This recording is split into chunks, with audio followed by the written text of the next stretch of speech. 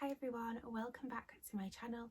My name is Daisy and today I'm going to film another video miscarriage related, but this time it's going to be how to support someone who is going through a miscarriage or loss or whatever it may be. I think it's going to be the last video of the week in regards to like baby loss awareness.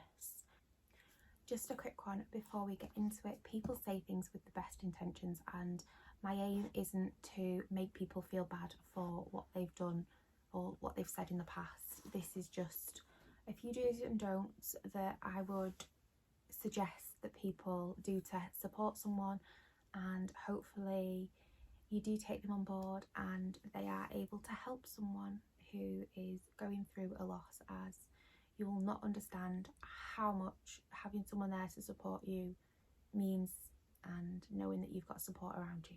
So this is the do's and don'ts of supporting someone who is going through loss. And yeah, please don't forget to give this video a like and comment down below any do's and don'ts of how you could have been supported through loss. And yeah, let's just get into the video. So we will start with the don'ts, and my first don't is please don't tell us, oh it's so common, my friend and my auntie and this person, I know that they all had miscarriages. I don't care. I don't want to hear that every Tom, Dick and Harry that you know has had a miscarriage. I just care about me at the moment, and I'm not being selfish, but don't try and take away our pain by saying such and such person has had a miscarriage.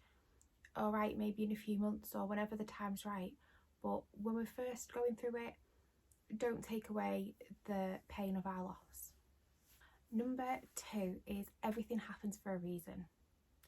What possible reason could my child have been taken away from me? There isn't. And from someone who really believes in the saying of everything happens for a reason, there is no possible reason why my babies were taken away. It was cruel, it was awful, so just stay well clear of that saying. Let's start with the don'ts. So number 1 is don't tell me the statistics that it's so much more common than you think. I don't care. And I just want to grieve.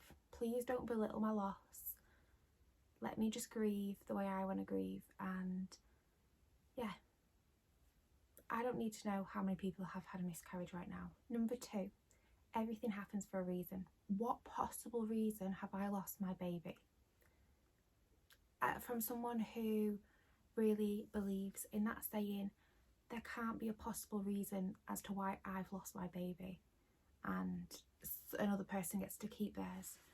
So don't use that saying. I'm left here empty and grieving, and no one should have to go through that. So no, just stay well clear of that saying. Number 3, I know someone who went through miscarriage too. Please don't tell me this. I don't care. Like, I don't need to know that your auntie or your great auntie on your dad's side had a miscarriage or a pregnancy loss. I just care about me, and that's not selfish. That is putting my own needs first, because I need time. So don't say, oh I know such and such person, because it isn't comforting and it comes across as they're trying to belittle, or it comes across as you're trying to belittle the person's emotions for how raw their loss is.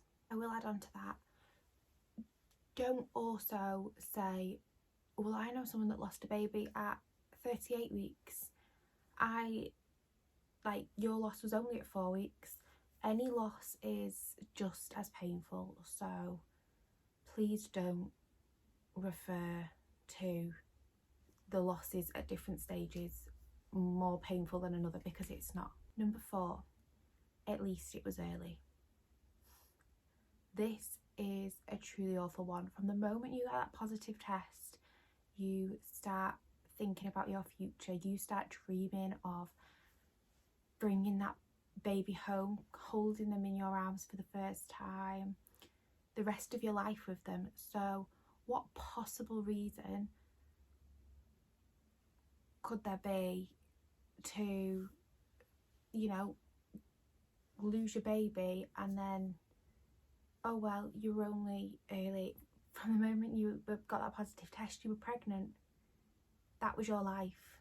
So whether you're early or not, it shouldn't matter. It doesn't matter. So don't say it. Number 5, at least you know that you can get pregnant. How do you know that that person didn't struggle to get pregnant? How do you know that that person didn't go through 3 years of failed attempts, and then this was IVF and it didn't end well?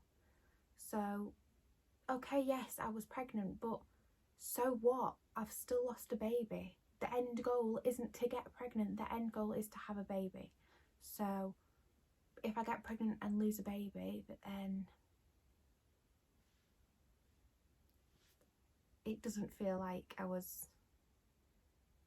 not got anything to show for the pregnancy. So please don't try and tell me at least you could get pregnant, because it isn't helpful. And lastly, number 6, please don't make it about you.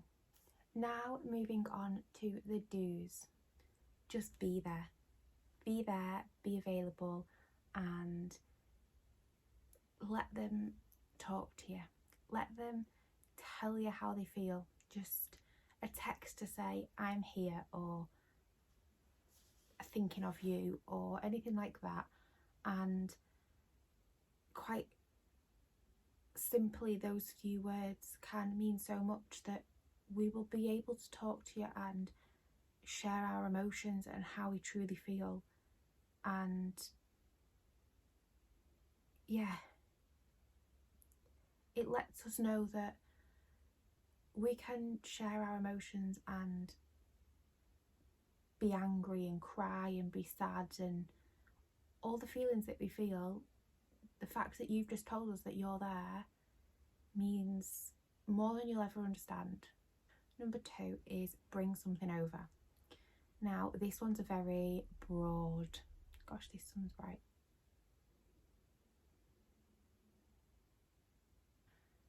Anyway, number 2, bring something over. This is such a broad, bring something over. It could be a hamper, like a self-care hamper with a face mask, some bubble bath, sort of favourite box of chocolates, you know, just like a little package. It doesn't have to be much, but just the thought that's gone into it means so much. It could be flowers, it could be food. You know, when you have gone through a miscarriage or are going through the miscarriage, you don't think about, oh, I must eat. Like, just to have someone bring a meal round and you not have to worry about cooking is really important, because you still need to eat, and you don't prioritise your nutrition and eating well because it's the last thing in your mind. And as for flowers, well, I know when I see flowers, it brings a smile to my face. So just that little gift and the thought that's gone into buying those flowers and giving you those flowers, and then just seeing them, it won't correct everything or make everything okay, but it might just bring a little smile, and any little bit of happiness or anything like that is so important. Something that I will also say with that is the fact that you've brought something over, it doesn't have to have any words with it. It can literally just be that, and that alone is enough. To know that you've thought enough to create a hamper, to buy some flowers, to make some food and bring it over, whatever that may be, that speaks a million words. So yeah, don't feel like you've got to have everything that you want to say prepared and ready, because you don't. Number 3 is reassure them. Tell them that you're there. Make them know that you are available, and remind them that they're okay, that they've got this, that you're gonna stick by their side through it all. And I just want to add on to all of that, don't try and explain it and make sense of it. Just be there as a listening ear. Be there as someone's shoulder to cry on. Support them. Don't try and be any more than you have to be.